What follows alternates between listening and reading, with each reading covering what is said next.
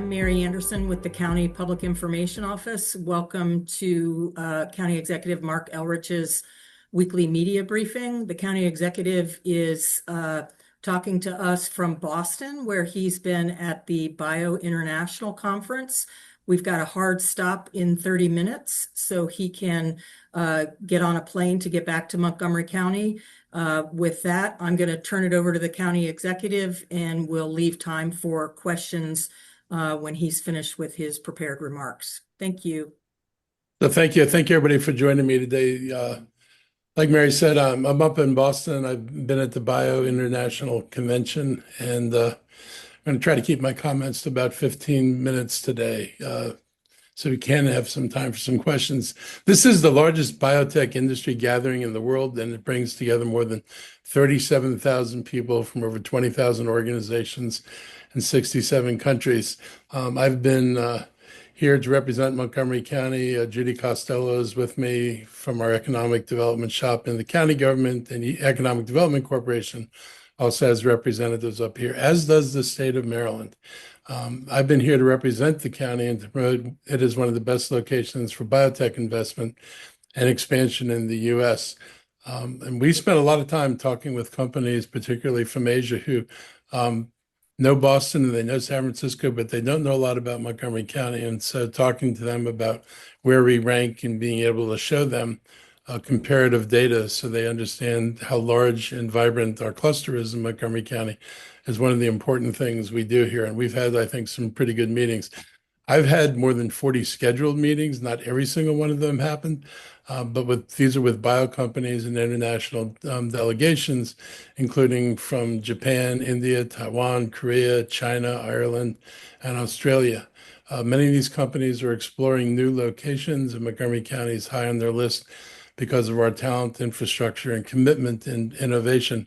One thing we do have a strong presence in is recognition from both Korea and Taiwan because of our trips there and our cooperation with local biotech companies and some of their research facilities.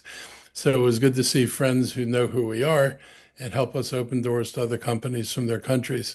These meetings do open real opportunities for future growth. They're going to help bring jobs, research facilities, and business partnerships to the county. I want to thank Lieutenant Governor Aruna Miller and Secretary of Commerce Harry Coker for leading Maryland's presence here and helping to make this a coordinated effort to bring investment back home. This kind of coordination is not the kind of thing we were able to do earlier before Moore was governor. So it's really great to be able to work with the state and do things together.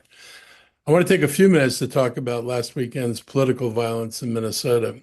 These killings reflect a growing level of political hostility in this country and have added more fear and anxiety for people who are just trying to participate in public life.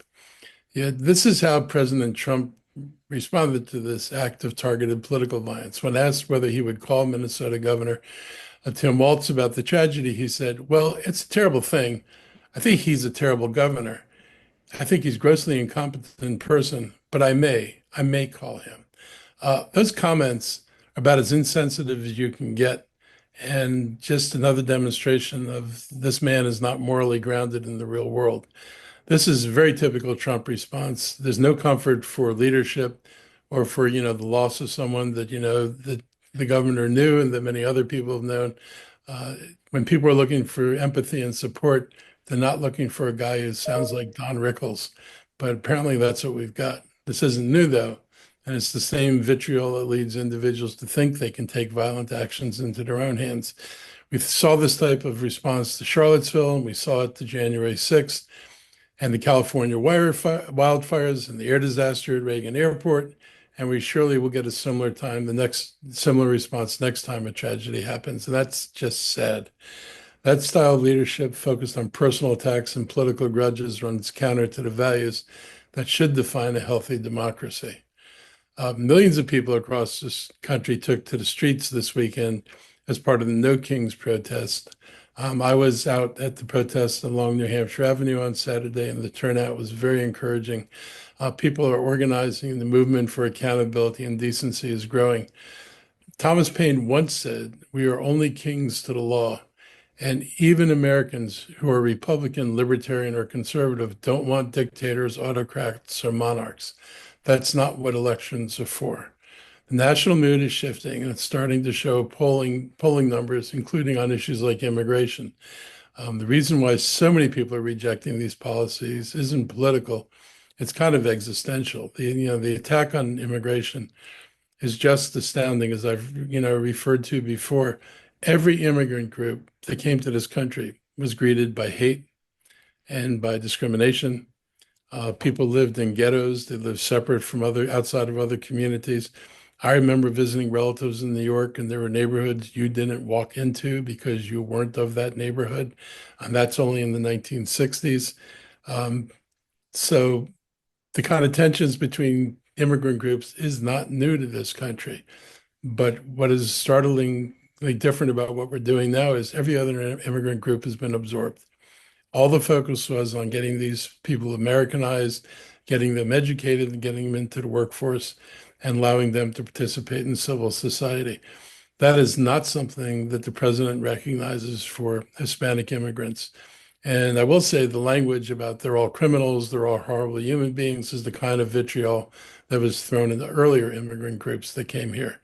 So this is nothing new, but the response to immigration is kind of horrifying. And I was really concerned last week when he talked about going back to what he said he was going to stop. There for a brief, bright moment, he said, maybe I made a mistake by going after the hospitality and the food industries. And it took all of 24 hours before he reversed himself and told everybody to double down on that. If they shut down the meat packing plants, we're going to see food in the grocery stores. We're not going to see meat in the grocery stores. We're not going to be seeing meat in the restaurants. And it goes after farm workers in California. There is not another reserve workforce waiting to come in and take their place. And if he goes after the hospitality industry, that's going to affect hotels and restaurants. It's going to have serious economic impacts, which apparently he doesn't care about. But unfortunately for us, we're the ones that are going to experience those impacts. So as this unwinds, I hope people keep their cool about them, but I also hope people think a little bit, have a little bit of perspective on how the immigrant situation today isn't all that different than what we've experienced before, and not something that we haven't been able to successfully deal with before. I also want to recognize an important announcement from someone I've worked alongside of for many years. Gustavo Torres, the executive director of CASA, announced that he's going to retire later this year. Gustavo has played a major role in shaping immigrant advocacy in the region, but he's also played a major role in supporting social justice issues, whether they apply to immigrants or otherwise. He helped build CASA from a small operation in Tacoma Park, and I remember going into his office back in the day. And I've worked with him ever since on my days on the city council in Tacoma and then as a county council member. And I've seen the results of his passion and his determination. And his retirement is going to mark the end of a significant chapter in our county's history. And I look forward to the opportunities we'll have to honor him properly over the upcoming months. But I'll always, remember the work we did together that many of us were able to do and his steadfast commitment to social justice. He's been a real champion of the community. And finally, tomorrow is Juneteenth. The Montgomery County government offices will be closed. I'll be spending part of the day with Scotland AME Church. The work we've done with Scotland AME Church and the Scotland community is important and significant. This is one of the county's oldest historically Black communities, and it holds deep meaning in terms of our history, as well as our ongoing social justice and reconciliation efforts. Scotland community was founded after the Civil War. Black families were able to acquire land for a brief period of time in our history, and they had pretty significant land holdings. Today, Scotland's been reduced to a shadow of its former land taken, wound up being sold to or gotten by developers, land taken by park and planning, and it's really reduced the community to a shadow of its former self. And I guess the crowning blow for them was a poorly designed road project in Montgomery County actually led to the flooding and near destruction, certainly turning their church unoccupiable. And so for the last few years, we've worked together to support the rebuilding of Scotland AME Church in order to preserve the legacy of the families that built the community and this county in the face of segregation, redlining, and exclusion. We remind people again that pretty much every inch of Montgomery County, if you go back 160 years, were slave plantations. And The black population in Montgomery County actually was larger in 1870 than it is now because the segregation in this county until 1967 largely prevented black families from renting or buying property anywhere in Montgomery County. They also redlined Montgomery County to the Jewish community and occasionally to Catholics. So we are a community whose past history is not necessarily the history of inclusion that we like to talk about today. We were a very exclusive, very white, and very discriminatory community. And the changes that we see have mostly occurred in our lifetimes. On a holiday like Juneteenth, which celebrates the delayed promise of freedom, it's important to acknowledge that freedom also means restoration, repair, and respect. And our partnership with Scotland represents the work in action. For those who don't know what Juneteenth is, which I imagine is a fair part of our audience, it is the day, commemorates the day when the last, when the Union general finally effected the surrender of the remaining forces in Texas and liberated the last of the black communities and truly freed people. And, for the black community, the 4th of July, if you think about it, was a pretty hollow thing. There was not much meaning for the 4th of July. And I always felt sorry for the veterans, particularly during the Vietnam War, who went over and fought for this country and defended this country and came back here and faced nothing but segregation and discrimination. And the fact that they were willing to fight for a country based on an ideal that they had never been allowed to experience says a lot about their commitment to this country.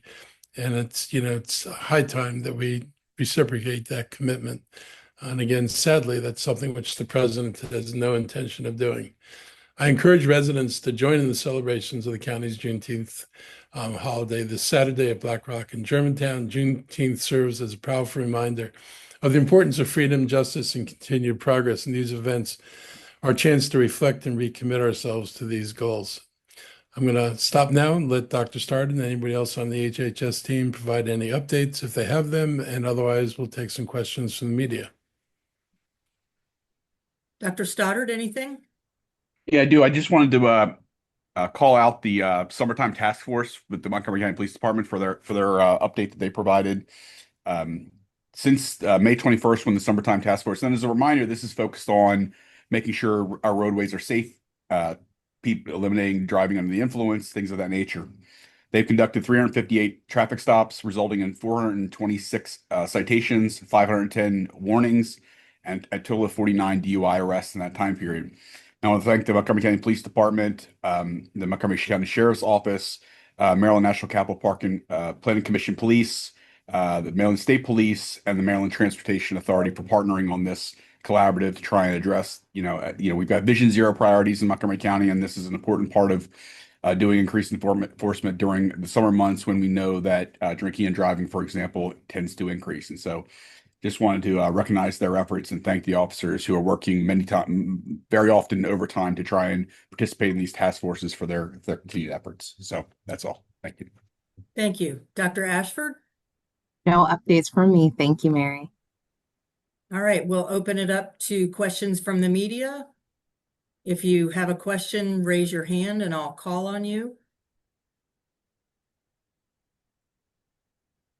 Lionel Donovan, go ahead. Thank you so much, Mary. Good afternoon, everyone. I just wanted to see if you might be able to talk a little bit about the Purple Line. We've talked to some businesses here in the area, especially in regards to the intersection in Silver Spring that is being shut down for construction, the intersection of Wayne Avenue and Fenton Street.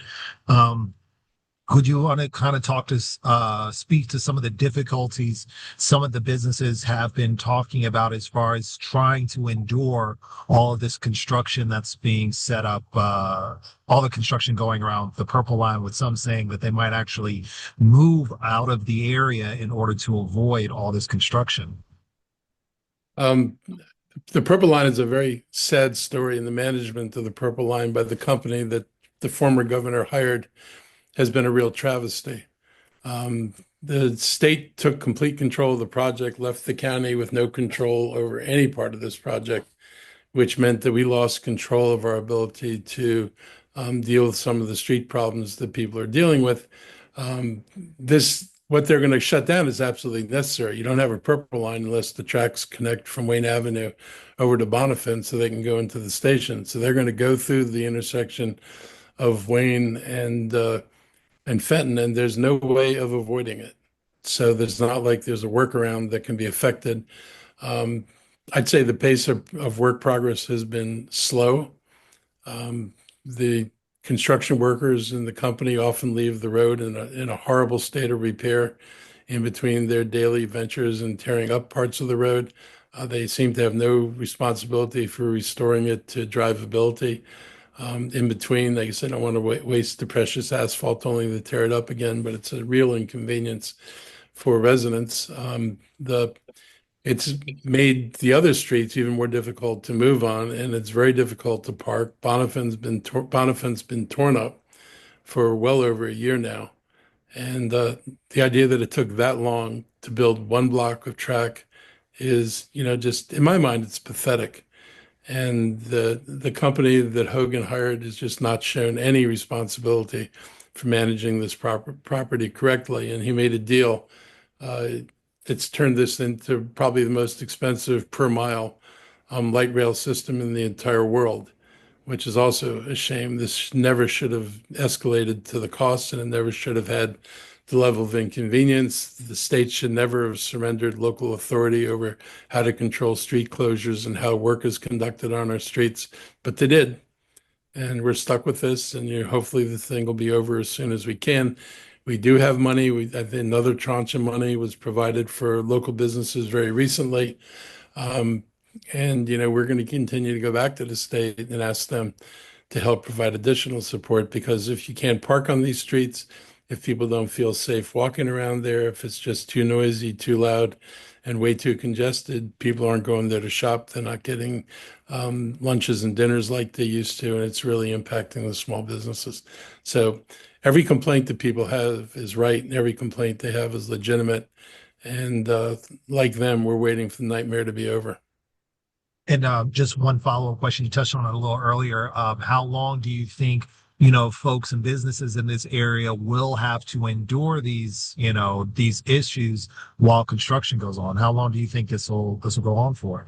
Well, this project isn't even slated for completion till 2027 or 28 already.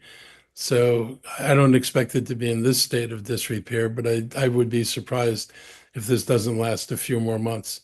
It's taken a very long time just to do Wayne Avenue, and Wayne Avenue is a straight line, no curves, and no major intersection to cross would go by going through the middle of the intersection. So I'm concerned about how much longer it's going to take, but I can't tell you much longer it's going to take now. Thank you. I appreciate it. I can get our staff to follow up with Purple Line staff and try to get you an answer about what they're projecting. Thank you. Thanks, Lionel. Judy? Thanks, Mayor. Mr. County Executive, you've talked a lot about the butchering and the meatpacking industry. Mi amor, te voy a dar 100,000 pesos y le das peso al nombre de tu hija.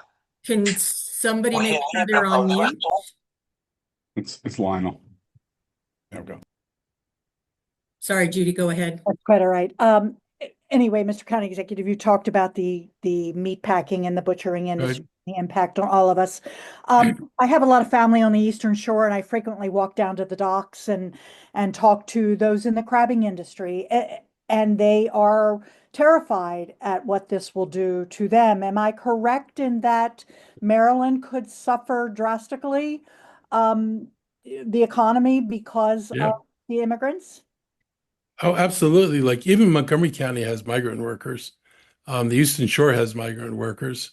The Eastern, for the agricultural industry over there, a huge portion, more than half the workforce in construction in the DC region is probably is immigrant workers. So you could see if he goes through with this thing, you could see a major dislocation of the economy. Buildings aren't going to get built. If restaurants don't have staff, they're not going to be able to operate. It's not like there's a reserve army of people who are dying for these jobs they're not out there. And if they're not out there, those jobs don't get filled. Those businesses don't open. If you can't wash dishes and serve tables and you don't have cooks, there's no way you're going to be operating a restaurant. So if he really continues to go through with this, if he doubles down like he did the other day and said he's going to accelerate the attack on farm workers and on the hospitality industry, then I think we're in for a very difficult time. I really don't think he knows what he's doing, and he's guided by people. The only thing they want is, how do I reduce the cost of the federal government so I can give tax breaks to billionaires? That's all this is about. It is insane to destroy a country so you can hand tax breaks to billionaires. But that's what we're doing. All about money for a few people. No public good, no public responsibility, no nothing for the rest of the human beings who occupy this country, just the really wealthy. I hope they party well with the money. And I hope everybody remembers who took the money and how they got it. Thank you. Thanks, Judy. Any other questions from the media? Ginny Bixby, Fox 5. We're good, but thank you. All right. One more chance before we sign off. Any follow-up questions? All right. I think this is a record. We got in less than 30 minutes. The county executive can get in a taxi and head to the airport and make his flight on time. Thanks, everybody, Amazing. for joining us. Thank you all for helping me.